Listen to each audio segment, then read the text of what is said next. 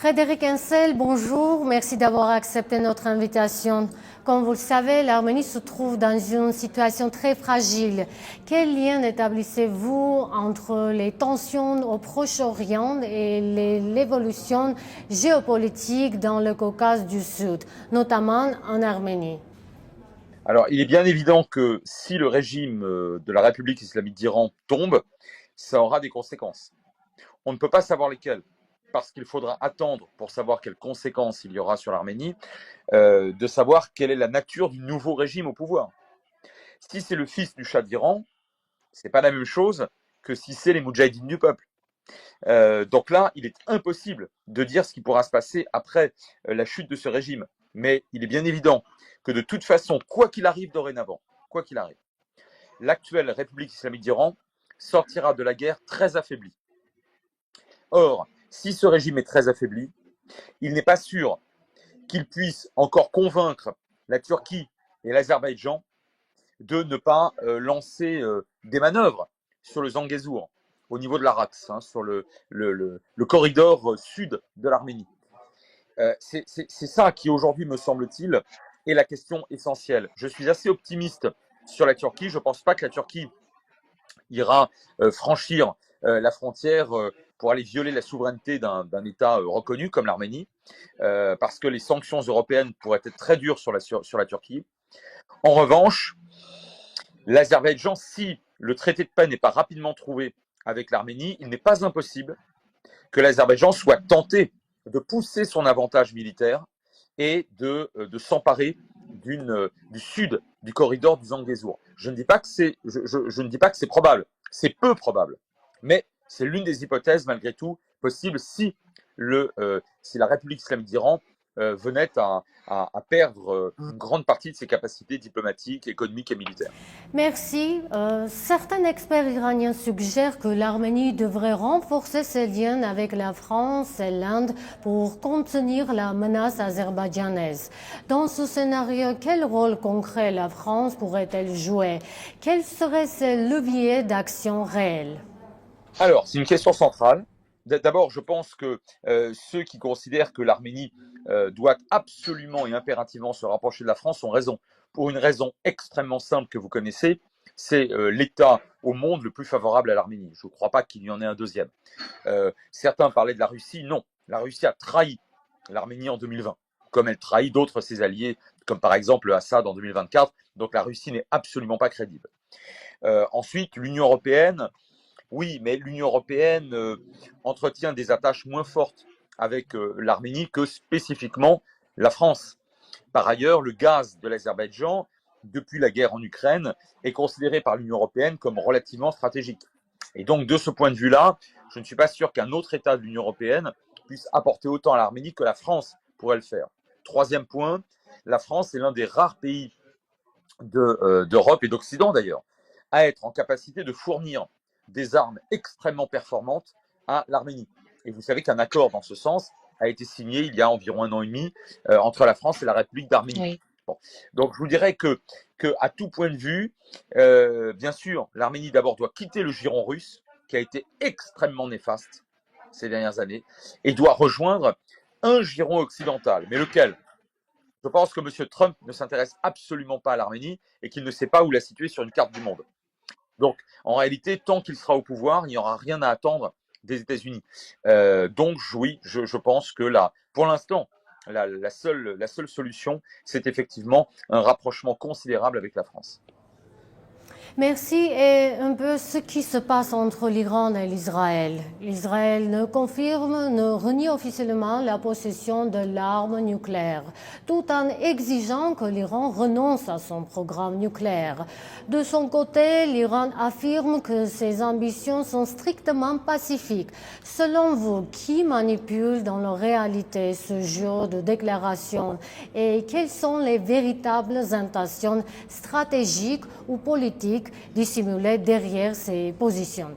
Ouais, c'est très intéressant comme question. Alors, d'abord, je vous dirais que le nucléaire, et notamment le nucléaire iranien, n'est pas qu'un problème israélien. J'aimerais quand même vous rappeler qu'en 1968, un traité de non-prolifération a été adopté par le Conseil de sécurité des Nations Unies. Et à l'époque, c'était encore l'URSS. Bon, donc ça c'est le premier point. Le deuxième point, et l'Iran est signataire. Israël n'a jamais été signataire. L'Iran est signataire jusqu'à aujourd'hui. Le deuxième point, l'AIEA, l'Agence internationale de l'énergie atomique, donc c'est pas le Likoud de Benjamin Netanyahou, hein, c'est l'AIEA, un organisme onusien, dès 2002, stigmatise à Vienne, à son siège, l'Iran pour ses mensonges sur, sur le développement d'une capacité potentiellement nucléaire de son militaire, pardon, de son nucléaire. Non seulement en 2002, pardon, mais en 2007, le 1er janvier 2007, le Conseil de sécurité des Nations Unies inflige tout un train de sanctions à l'Iran pour le non-respect de ses obligations. Je vous rappelle qu'en 2007, comme en 2002, Netanyahou n'est pas au pouvoir en Israël et que, à l'époque, au Conseil de sécurité, M. Poutine, ainsi que le président chinois, votent le train de sanctions contre l'Iran, donc avec les Occidentaux. Donc c'est pour vous dire que ce n'est pas qu'une affaire israélienne. Maintenant, il y a un autre problème. Vous avez raison de dire qu'Israël n'en parle pas, alors qu'Israël dispose évidemment de la bombe atomique. Bon, et de ce point de vue-là, on peut y voir un déséquilibre moral. Vous avez tout à fait raison. Mais j'attire votre attention quand même sur un point. Jamais Israël, à ma connaissance, n'a menacé l'Iran. L'Iran, le régime iranien, je ne parle pas de la population bien sûr, le régime iranien, depuis 1979, annonce quotidiennement la destruction de ce qu'il appelle l'entité sioniste, en le traitant de cancer et de microbes et de tous les noms. Alors, si vous voulez, si vous êtes israélien et que vous voyez un régime politique qui développe une rhétorique, une sémantique extraordinairement violente et exterminatrice, et que ce régime se dote des moyens de le faire, c'est pas moi qui le dis, c'est l'AIEA, bah, qu'est-ce que vous faites? Vous réagissez préventivement. Maintenant, dernier point, pour rejoindre ce qui sous-tend votre question, je ne suis pas naïf. Je connais bien, et on connaît bien l'actuel gouvernement israélien. Il n'est pas du tout impossible, c'est une hypothèse qui n'est pas du tout aberrante, que Netanyahou souhaite additionner les conflits pour se maintenir au pouvoir. Beaucoup d'Israéliens le lui reprochent d'ailleurs, eux-mêmes. Hein. Et on peut imaginer que, non content de mettre fin au programme nucléaire iranien, il décide de casser la République islamique d'Iran. Ce qui serait un projet non plus seulement militaire, mais politique. Bon. Et de ce point de vue-là, vous avez, enfin, votre hypothèse n'est absolument pas stupide. Et peut-être qu'elle prévaut. Mais simplement, je voulais juste rappeler que le nucléaire iranien est un problème mondial. Et le nucléaire, de manière générale, la prolifération de manière générale, et ce n'est pas qu'un problème israélien. L'Iran affirme que les territoires souverains arméniens sont aussi pour lui une question de sécurité. Que pouvez-vous en dire si l'Iran venait à être affaibli? Quel serait alors le sort de l'Arménie? Vous savez, en ce moment même, juste aujourd'hui aussi, l'Arménie perçoit des menaces du côté de l'Azerbaïdjan. Oui, oui. Alors, l'Iran a raison de voir un affaiblissement de l'Arménie comme une menace et à double titre. D'abord, c'est une menace économique et commerciale qu'on oublie trop souvent. Parce que sur l'Araxe, il y a un pont qui mène à une route qui franchit de sud-nord l'intégralité du Zangezur et qui s'enfonce en Arménie puis en Géorgie et qui rejoint la Russie. Et entre l'Iran et la Russie, vous avez un développement des échanges économiques et commerciaux extrêmement important ces dernières années. Ça, c'est le premier point. Le deuxième point, c'est une menace perçue comme beaucoup plus identitaire. Si l'Azerbaïdjan, par exemple, devait attaquer le sud de l'Arménie et établir une jonction territoriale avec le Nakhitchevan et avec finalement donc la Turquie, eh bien, l'Iran verrait au nord de son territoire un continuum turcophone. Et je pense que l'Iran a toujours été très, très soucieuse de ne pas permettre ce continuum qu'elle verrait effectivement comme une menace, en tout cas au moins, encore une fois, de nature économique. D'après vous, quelles doivent être les actions de l'Arménie? Est-ce qu'il y a quelque chose qui dépend de nous? Oh là, c'est une belle question philosophique. Est-ce que quelque chose dépend de nous? C'est-à-dire, est-ce que nous avons encore notre destin en main? C'est une très belle question.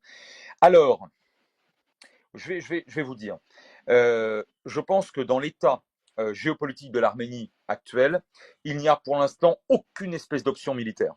Pour l'instant. Un. Deux, les options diplomatiques sont extrêmement peu importantes. On l'a vu tout à l'heure. Moi, je pense que c'est la France pour l'essentiel.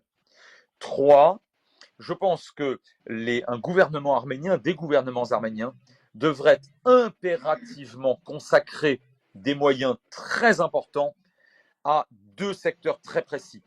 Le premier, c'est le high-tech.